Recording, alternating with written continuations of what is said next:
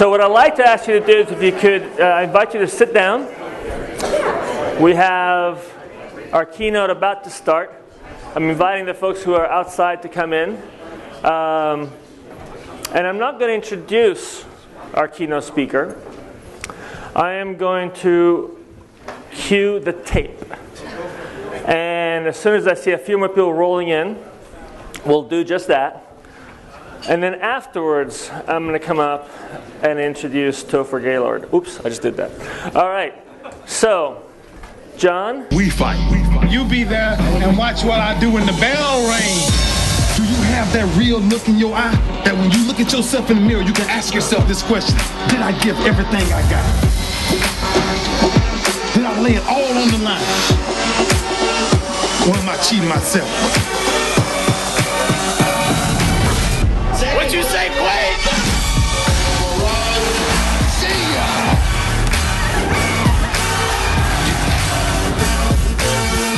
Right at it. I don't want that. He's done it again!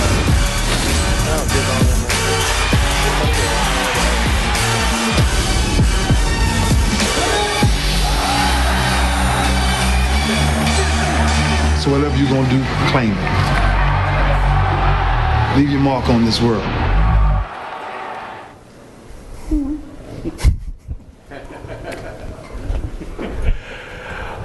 Ladies and gentlemen, I'd like you to introduce you to Topher Gaylor. Now, I'm having an iPhone problem. I have all these wonderful notes about David, but it's decided it wants to update. So, go ahead, update. It'll be fun. Oh my gosh, it just almost happened. Hope you're having a good time. You're making me absolutely nervous. Topher is an amazing guy, but I want to tell you guys exactly. Oh, he's doing it again. I don't know. Topher Gaylor is the chief product officer for Under Armour. And I'm going to have to summarize a little bit, Topher. You may have to do it yourself when it come up. He has a storied past in terms of both his involvement with the world of clothing and sports. He has launched a number of large companies. He's helped to drive the introduction of everything from 7 for Mankind to Topher, I'm gonna do this. I'm gonna let you talk about it. But I want to say one thing that I do remember: he's completed a ridiculous number of ultramarathons. He's climbed Half Dome every which way you can do. He has completed a number of trials in Europe that very few do. He's won the Athens Marathon, the reproduction of the Olympic run that actually started the whole Olympics. He actually was the gold medalist on that. And on top of that, he's an amazing guy. So that's what matters to me. But I'm going to let him tell you a little bit more about his credentials for why he can be up here and talk about the future of sports in general. So thank you, Topher. Sorry about the glitch. Doctore. Thank you. Thanks, Beanie. Thank you, Stefano. Thanks for the opportunity to be here. I will give you a little bit of background on myself. I've had the great joy of connecting my passions in life with my profession for my entire career. And that has taken me literally around the world for work, and it's taken me around the world for pleasure. So when I say I link the two together, I spent about 20 years with VF Corporation, one of the largest apparel and footwear manufacturers in the world, both operating for them several different brands in the outdoor and athletic and active and action sports space in Europe and Asia. And then I ran a couple of their companies here in North America, 7 for Mankind being one of them. I spent 6 years with Columbia Sportswear working on 2 separate brands, Mountain Hardwear and Montrail. And then during that time, I pursued passionately my sport endeavors, which included plenty of big rock climbs up El Cap, Half Dome, Aconcagua, and then I found that those were taking a lot of time, so I spent and dedicated my time at running long distances just to see how long and how far can the body go. So I ran the Western States 100 that starts in Squaw Valley here and ends in Auburn, California, 8 separate times, and helped form and create a race around the Mont Blanc, around the rooftop of Europe. It's a 105-mile race with about 33,000 feet of uphill and 33,000 feet of downhill in a single day. And you cross 3 countries. So what a great opportunity to see 3 countries in a single day. And I completed that event 11 separate times, and I'm here to tell you my knees are still working just fine. I run about 2,500 miles a year, and I've got about 50,000 miles on the chassis. So it's working okay. But that's not what I'm here to talk to you about today. I'm here really to talk to you today about how we at Under Armour are unlocking the potential of athletes through both our products, the traditional products you might expect from a brand like Under Armour, but how we're using technology and data to unlock the experience for consumers and harness that in new ways to allow them to train at their highest potential in a really safe and effective way. And so for us, we think that health, wellness, active living, and a life well lived starts with sport. Sport is at the epicenter of that. You don't have to be a 100-mile runner. You don't have to be a championship, Super Bowl champion quarterback. You can be someone who simply aspires to run your first 5K.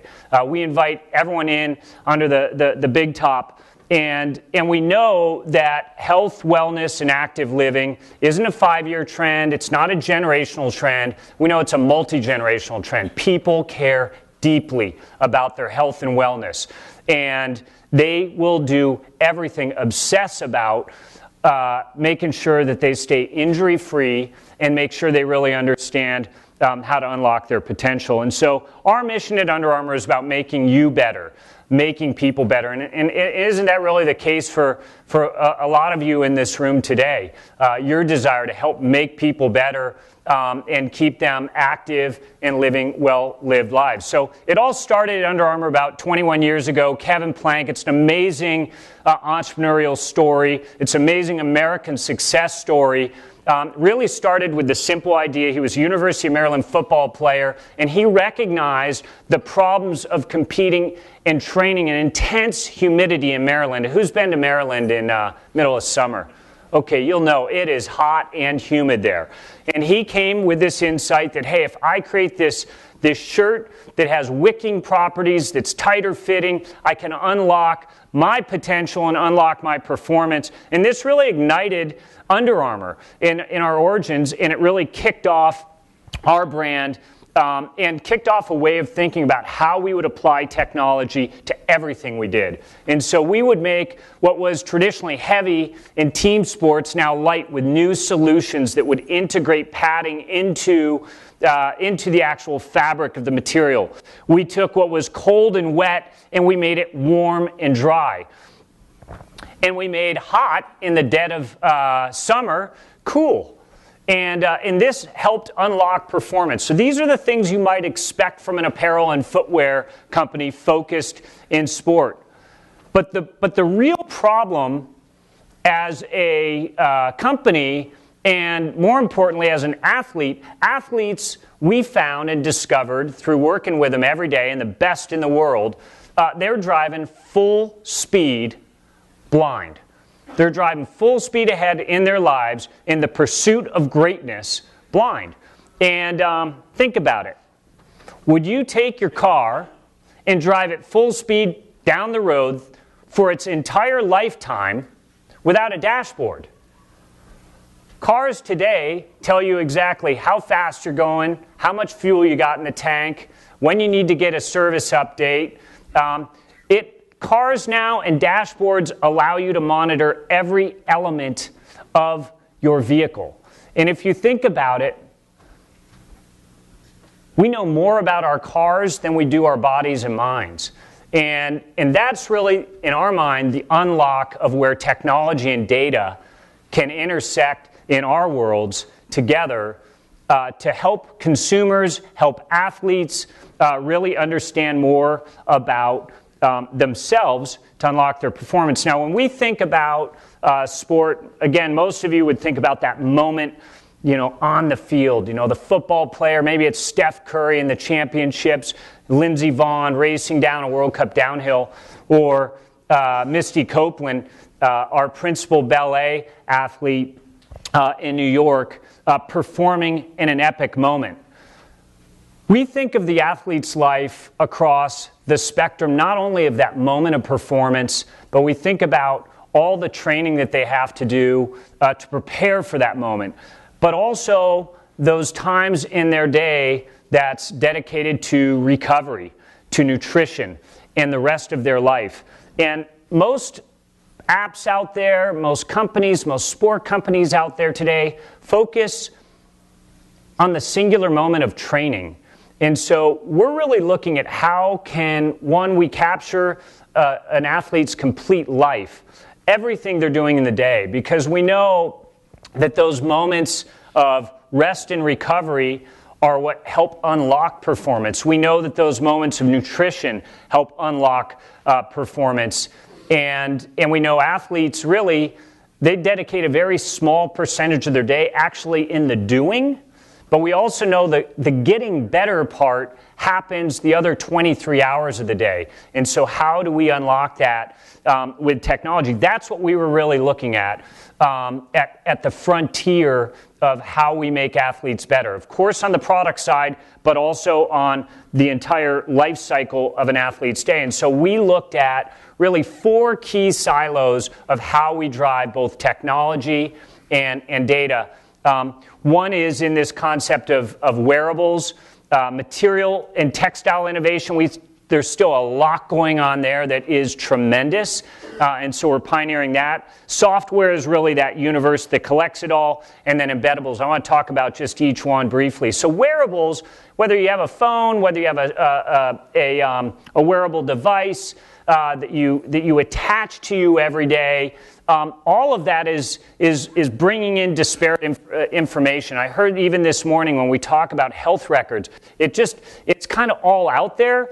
But as a consumer, as an athlete, you're having to pull all these different sources. So we invented what we call HealthBox, and it is a place that you can house all of that information in the 24 hours of your day that captures that data and brings it into HealthBox and holds your training, your nutrition, and your rest and recovery data. And so imagine with HealthBox, you can actually come to your doctor, and instead of giving a subjective bias, like I'm really not feeling good, or inversely giving a really positive bias, hey, I'm feeling great, I don't think it's that big a deal. Your data, you can bring your data with you and share that data and help diagnose where you are better. So HealthBox in the wearables bring all that wearable together. I want to talk a little bit about material technology. We've been working, and we work with a lot of different companies that we partner with. Being at Under Armour, we have a lot of companies outside of our world that we partner with. One was in the area of recovery. So we talked a little bit and heard a little bit about sleep this morning. But athlete recovery, we know it's in the rest that makes you, that's what builds you. And we know that sleeping is one of the greatest moments in an athlete's daily life cycle to unlock their performance. So we teamed up with Tom Brady, and we worked very closely on unlocking athlete performance through recovery. And so we started working with this company that is building a responsive textile that interacts with your body, and it essentially re-emits far infrared energy. This company had been working with several different clinical trials over the past 16 years. And this technology is now an FDA-approved medical device. It essentially reflects back that every one of us have a natural bit of energy that we're emitting. And this technology reflects that energy back. It actually creates and enhances vasodilation and in the capillary bed, fosters blood flow and creates it oxygenizes or creates more oxygen and flow of blood and helps circulation and recovery. So we launched this technology in recovery. We see enormous benefits in performance products, in compression products, and this is an example where we're taking responsive textile to a totally new level, and it's in sleepwear today, and we're driving that. The other piece is in software. So today in software, we've got a community at Under Armour of over 215 million people on our different platforms. And we started this company in 1996. Like I said, we really worked on first textile innovation, and then we really looked at how do we harness these different platforms. So we've got 4 separate platforms. They include what you would expect, training platforms that allow us to capture all day of an athlete's life. So those moments of training, those moments of intensity, and those moments of stress, combined with whether it's in the gym, whether it's on the field, or whether it's on the road, but combining that also with every athlete's need to understand their nutrition. We know that nutrition is the body's energy, it's the body's fuel, and how those two work in harmony are important. And so we're using this type of software to capture that data and unlock that data. And what we found, and we've spent a lot of time taking both the data and analyzing where consumers are seeing impact in their recovery, where they're seeing impact in injury, what their sleep patterns are, and how we can help play that back to them. And so software is the way we're capturing that through the app community. I would still say it's somewhat of a friction experience, meaning a consumer has to roll with their device, with their wearable. They've got to enter information into their device. So we think the future is in this concept of embeddables, frictionless experiences, frictionless technology where the consumer simply puts on what they would put on each day, and they start collecting data on how they're living their life. And that data they can keep totally private with themselves. They can share it with their doctor. They can share it with their trainer. They can share it with their physiotherapist, whatever they want. And so I'll use one example where we think and where we're pioneering embeddable technologies. And it centers around a footwear launch. We're launching in February, so just a few weeks. And we went towards the running community here. It's the largest activity globally today. There's 58 million people who run in the U.S. alone. Largest participation sport. And we knew that embedding, and we'd received a lot of feedback from our Map My Run app of where runners were having challenges. And we all know every foot strike will impact the runner's body between 2 and 4 times their body weight. So there's enormous force there. And if you can help a runner improve their gait, their running gait, you can actually help them really unlock their potential. And so it always starts with a great product if you're going to pair it with technology. And so we're launching here in February what we call our Hover cushioning platform. This is a technology we work very closely with 3M, and it's an olefin-based polymer that has incredible cushioning. I'm wearing a pair of Hover shoes today, not this style, but a separate style. Incredible cushioning, but it also gives an incredible energy response as well. And it's the combination of those two things. There's plenty of EVA, big, fat EVA midsoles that kind of give you a plush ride, but they pack out really quickly. And we recognize, for a runner's life, you want to have that cushioning experience, that step-in experience, but then you want energy response, and you need durability over the lifetime of the shoe itself. And so we paired this amazing shoe that has tremendous benefits for the runner. We worked with our biomechanists in Portland, and we teamed up with our connected fitness teams both here in San Francisco and in Austin to integrate this embedded chip into the shoe. And we know that our consumers are looking really for two key elements in their life. One is coaching to make sure that they're managing injury prevention, but also looking for ways to be better. And also we know what motivates athletes, what motivates runners is this sense of community, this sense of team spirit. And we know that that's a big motivator for runners. We know that their community of runners holds them accountable. And so we wanted, when we looked at this embedded sensor, we really looked at how can we bring coaching and community through the data that we're receiving back from these embedded sensors. So very simple example here. We'd take our shoe, we'd pair it up with our Map My Run app. The shoe can run totally untethered from the app itself. So you could go log a week of runs on the road, whatever you want. Whenever you come back and decide you want to pair it with your phone, it will download all that information in. In this case, Catherine has gone for a run, and Catherine has taken her first run. Great job. And what we discovered in the data and looking at athletes, what was really sending runners into injury was both their stride length and cadence. And we recognized that putting a sensor in the shoe itself gave the highest level of precision around measuring stride length in this case and cadence. And you can see in this example here, we're recommending that Catherine perhaps at times shorten her stride to prevent overstriding and increase cadence to benefit that overall performance of the run.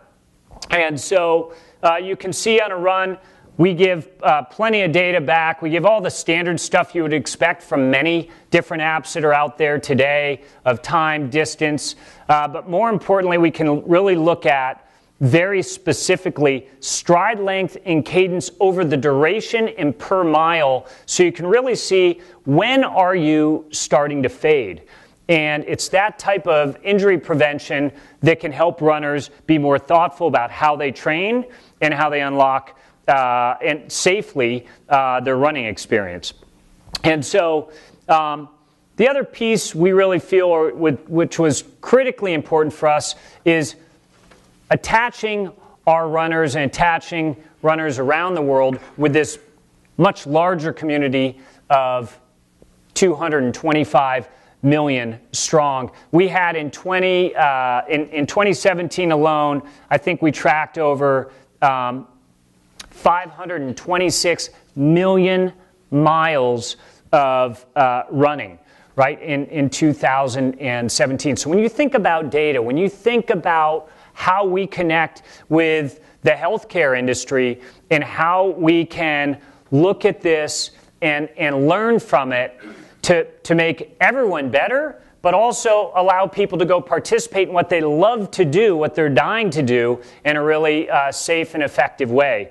And so when we think at Under Armour, we really look at building our brand around three key areas for the athlete. Physical armor, if you think about the products we make, the footwear, the apparel, the accessories, that's really their physical armor. Emotional armor is the motivation and inspiration we provide. And informational armor, we really view as the future at Under Armour. And that's all around data, technology, embeddables, wearables, material technology, and software. And with that, I thought maybe we'd shift gears a little bit for the Q&A. Fantastic. Thank you.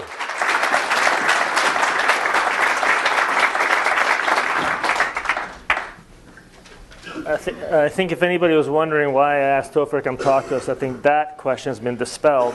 I think we'd all love to have this sort of framework for our patients as they go through various operations, a shoulder replacement or ACL or a total knee. So I'm actually blown away the work you're doing, and I can't wait to get a pair of those shoes. One of the things that struck me when we were prepping for the conference, the session, is that 250 million person user base. It just, what? It's like, so I want to go a little bit of that, because now we're getting into data sets that you're going to start collecting that are in the Google stratosphere of data set, and I'm wondering, I want to get into how we could use that. So tell me a little bit about, of those 250 million people, what does our engagement look like? Is 80% are occasional user and 20% are full on, or is that pretty much all of them using it? We've got, it's really interesting. We have users that are engaging in several different areas of our software platforms. So we actually see the largest engagement around MyFitnessPal. So for example, nutrition is such a key element. And we actually see engagement with women on our platforms much larger than men. And so I was surprised to see the level of focus around nutrition as a form of health and wellness. We're very, very happy with the level of engagement we have. We always, of course, want more engagement. We think that's always on us to create a user experience that really makes it frictionless for them. I still think like we're a little bit on a dirt road collectively as an industry in terms of making some of these experiences frictionless. I mean, and that's where we believe embeddables can be really powerful at unlocking data for the athlete themselves in an easier way. Embeddables is a passive collection of data that feeds into an algorithm that then feeds back some information that's useful. And I think that one of the interesting things, one of the reasons I think that it's so important to cross-pollinate our world, see what's going on outside, is that once companies like yours make this available, it won't be long before patients expect us to develop a similar experience from the user. And those that come to market first with those kinds of experiences are going to be the ones most likely to engage their patients as opposed to athletes. Well, what I thought was really cool when you and I were chatting last week was just how there's such an opportunity to connect what we're doing, for example, on the sports brand side of things with the healthcare community. I mean, today we, of course, interact deeply with trainers. We've got a team in Portland that are just dedicated to training the best athletes in the world. We have another performance training center in Maryland. We have biomechanists and an entire biomechanics lab.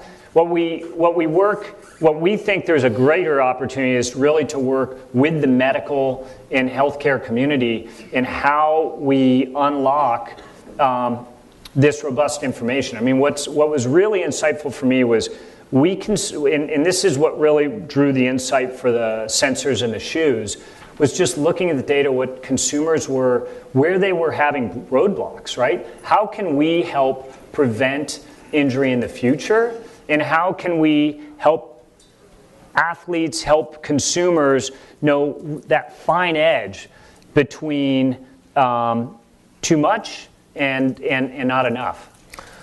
Dr. Vale, if we have access to 250 million patients worth of running data, do you think Anthony Luke and Jeff Lotz can do a little something with that? Let's figure something out. Yeah, figure something out. Would love to work with you on that. I want to shift gears a little bit now and talk a little bit about the 360 degree in the athlete's life. I think that's something that we're struggling with because we have a tendency to, especially the surgical specialties, we'll see patients once or twice, operate once or twice, and then don't really have insight into that. So as you look at this idea of the 360, how do you approach the data collection? It's a massive amount of data. Have you started looking at how frequently you have to get data back in order to be meaningful? Well, it is massive. I think the way we're looking at it today, we're really looking at kind of three key silos. And the way to do that, we think, is through, one, a training lens. So what sort of software or embeddable technology can we integrate into an athlete's life around their training regimen? The second silo is really about the recovery regimen, and recovery is both active recovery, kind of all day long, and then sleep recovery. We kind of look at it in two silos, because what you do all day long when you're awake in recovery mode, and what you do all night long in sleep recovery mode are important areas to measure. And then the third is really nutrition. And we think of kind of those three platforms. We've got nutrition and we've got training nailed. And I'd say we're still looking at ways, again, to create because that moment of like recovery is when a consumer doesn't feel like playing around with their app and measuring every moment of recovery. And so that's where we think embeddables can play a more distinctive and prominent role in that recovery phase in the 360-degree or the 24/7 life of an athlete. I suspect there's a lot of light bulbs going off in this audience right now because all the areas that touch on our world of care delivery perioperatively is really, those are three buckets that we don't usually think about it that way. We think about prehabilitation, we think about rehabilitation and the surgical intervention, but we haven't spent as much time on the nutritional aspect of our patients coming in. Many of them are malnourished to begin with, and so we then put them through stress. And the sleep and recovery cycle, the importance of that is something we haven't understood, and certainly some of the materials and the material technology that could improve that recovery, especially in a surgical wound, could be something that something we could take home and start thinking about employing. Yeah, it was really interesting when we were talking earlier. Just that concept of a consumer basically, right now it feels like the medical industry or a doctor is reliant on a patient's purely subjective point of view of what their life is like. Hey, what's your day like? How well are you sleeping? What kind of recovery do you have? How long are you running? What's your effort? All of those are perceived or subjective feedback, right? And you kind of have to interpret, is the patient a sandbagger? Are they overindulging? And I'm sure you guys are tuned to that. But regardless, how much more powerful would just having that subjective information with that 24/7 data that says, okay, I really get it. You think you're sleeping well, the reality is you're not sleeping well. You really think you're recovering, but every single training effort is at max capacity based on your age, weight, and conditioning. And so those are all the things I think that really start to get unpacked if you combine the two worlds. And it was a light bulb that went off for me this morning as well. Fantastic. So we're doing a research through the Center for Disruptive Muscle Innovation. We got some funding to look at this world. Now, I got 25 patients, not 250 million. But it was fascinating that just with that small number of patients carrying sensors throughout their life cycle, and with Cloudmatics, one of the startups from last year that provided the scientific background, to the mathematics behind it. But originally, we can very quickly see that we have we can tell the patients that did not do well and did well from the step count the first 3 or 4 days, and then it's linear. It's like this real-time information we can use going back. And then they just told me that they ran their larger algorithm through the whole data set, and they found that the heart rate correlates with the pain profile, the pain scores. So now we've got physiologic data that may help us get a handle on pain, understanding the person who really should be taking more meds or should be taking fewer meds. So the last question I have for you before we go to the next session is this. Given that you have had all this information about how patients were injured, and you've had this platform, you can push some information back. Can you, and you could tell that some people are getting injured. Can you tell that you've impacted that curve, that your customers on your platforms are getting less injured? I think it's too early to know definitively, Stefano. I think it will take some time, but we do know purely from a subjective standpoint, it's coming back at us in a really positive way because we get the feedback from consumers. Whether it's the bioceramic material that's enabling better recovery with that far infrared, that responsive textile, or whether it's some of our early embeddables, or whether it's our app platforms, we're getting feedback that's saying, hey, this is changing our life, this is changing my life, it's making me a better athlete. And then it will just take time like anything to see what the data tells us. Fantastic. Cool. Thank you so much, Topher. Thank you, Stefano. One last question. If anybody in the audience or those of us watching live want to contact you or your team, how should they do that? Well, you can reach me anytime at tgaylord@underarmour.com. Fantastic. Thanks for opening up like that. Thank you. Take care. It was really exciting. Thanks.